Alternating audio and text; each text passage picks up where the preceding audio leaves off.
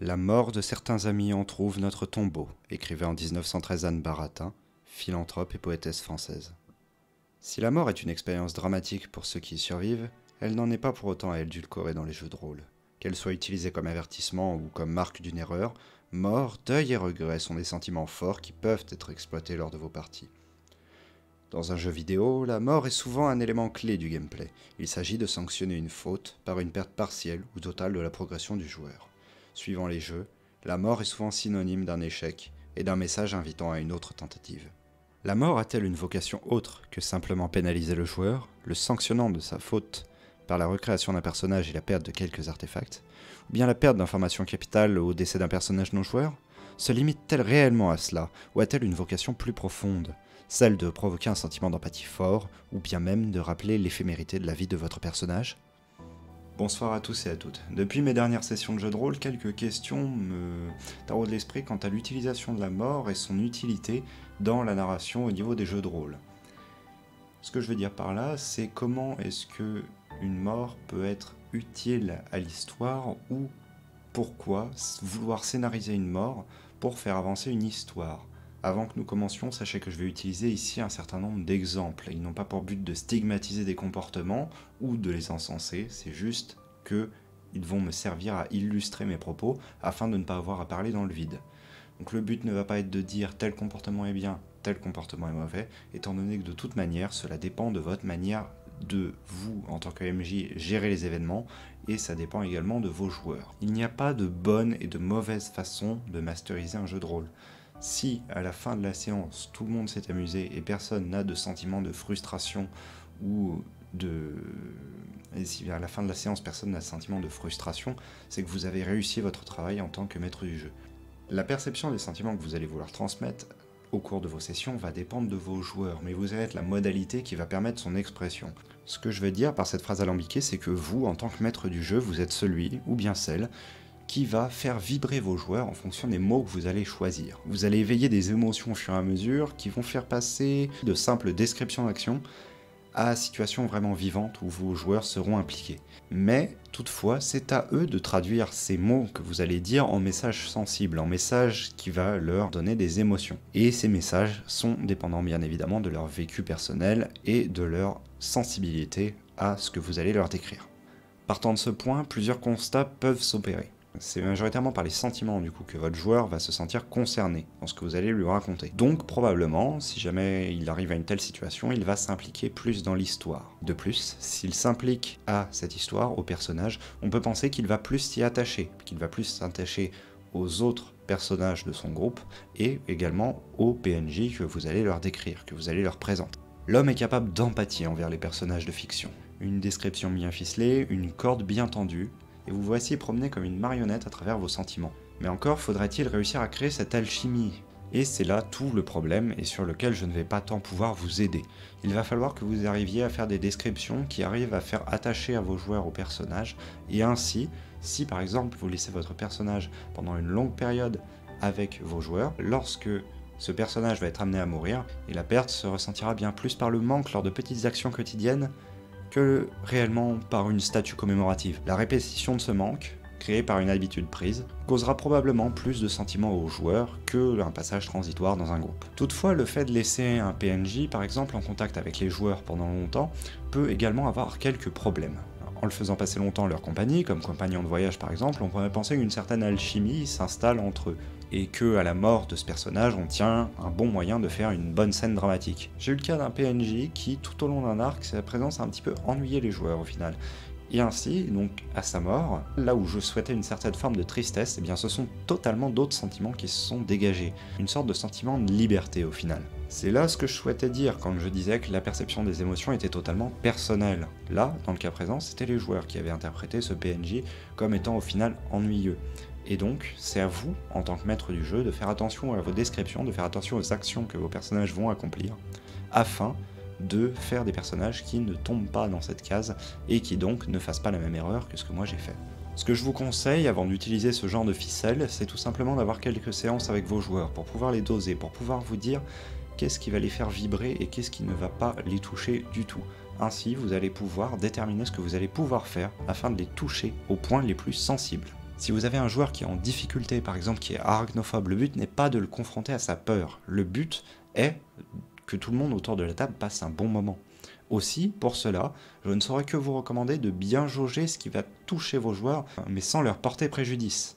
C'est un point très important parce que vous pourrez ainsi créer des émotions, créer des sentiments forts, en restant toutefois dans une certaine zone qui permettra de ne pas mettre en danger votre joueur.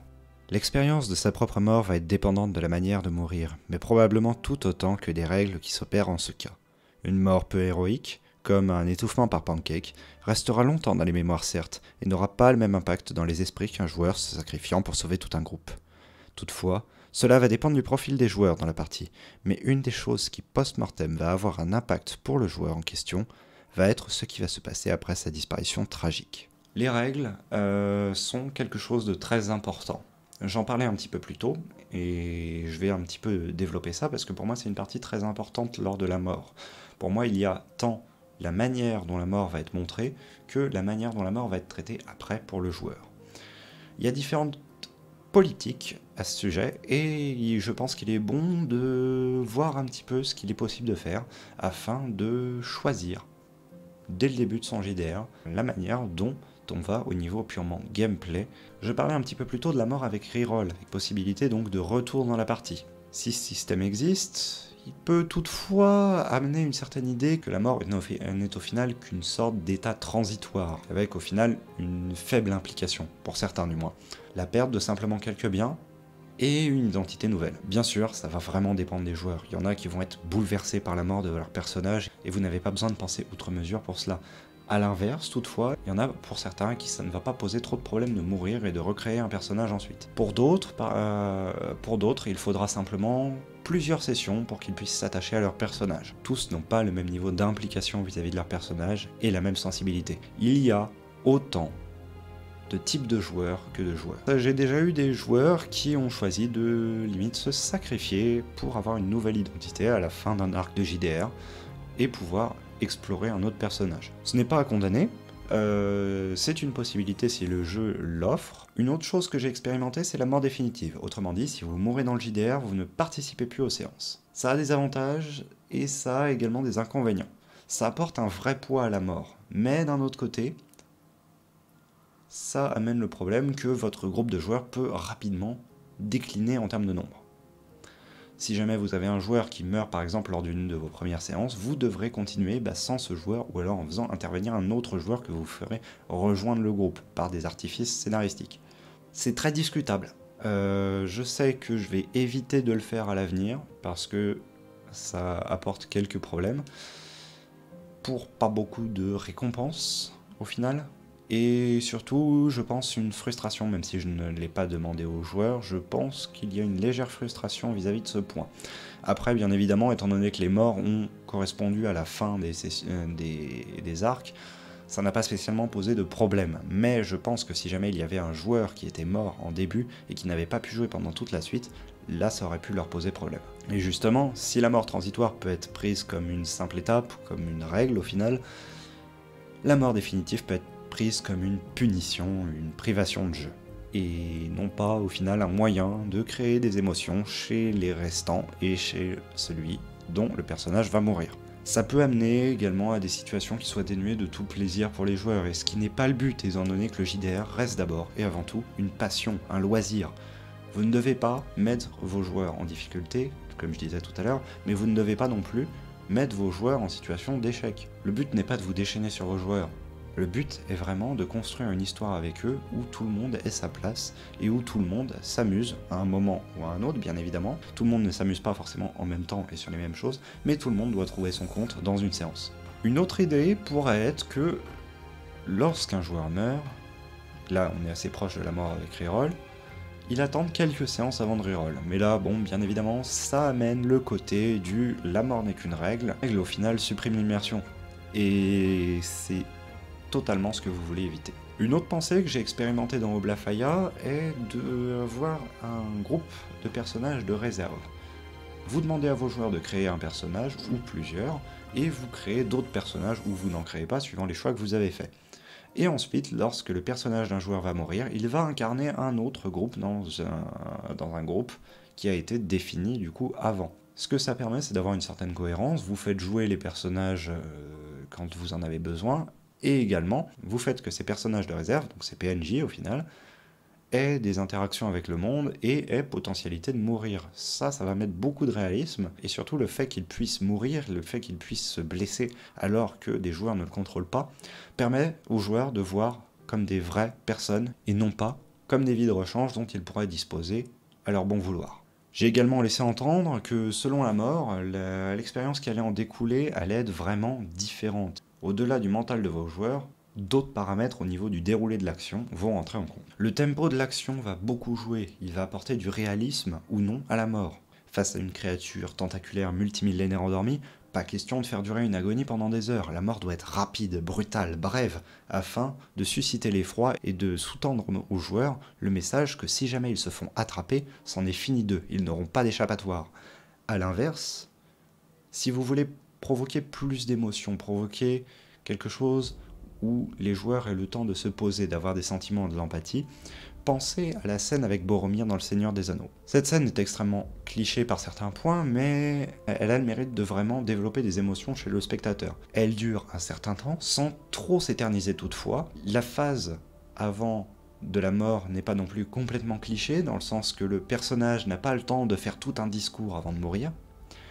Mais toutefois, l'agonie est suffisamment lente pour pouvoir créer des sentiments chez les autres personnages présents dans la scène, à savoir par exemple les hobbits. La scène dure suffisamment longtemps pour instaurer un climat, et s'interrompt tout de même pour ne pas traîner en longueur. Et même du coup, si ce n'est pas forcément 100% réaliste, on en parle du nombre de flèches quand même, ça permet de créer, comme je l'ai dit déjà plusieurs fois, des émotions. Et c'est vraiment le but qu'on recherche dans ce genre de scène. J'ai parlé du tempo de la mort, maintenant la situation de celle-ci va beaucoup jouer, même si celle-ci au final va bien plus jouer dans le post-mortem et non pas sur l'instant. Ce que je veux dire par là, quand je parle de situation de la mort, je parle du motif de la mort.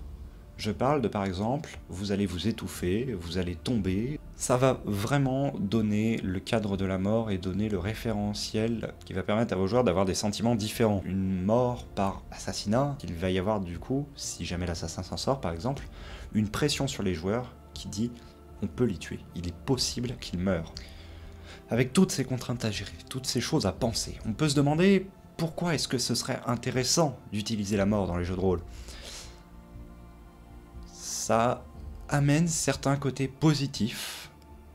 Rappeler la mortalité, c'était un point dont j'avais parlé précédemment, mais également un second point dont je partage l'avis avec un autre maître du jeu dont je vais vous passer les quelques mots ici, qui je trouve résume très bien l'idée qui sous-tend l'utilisation de la mort. Afin d'impliquer les joueurs dans sa campagne, le MJ a beaucoup d'instruments différents.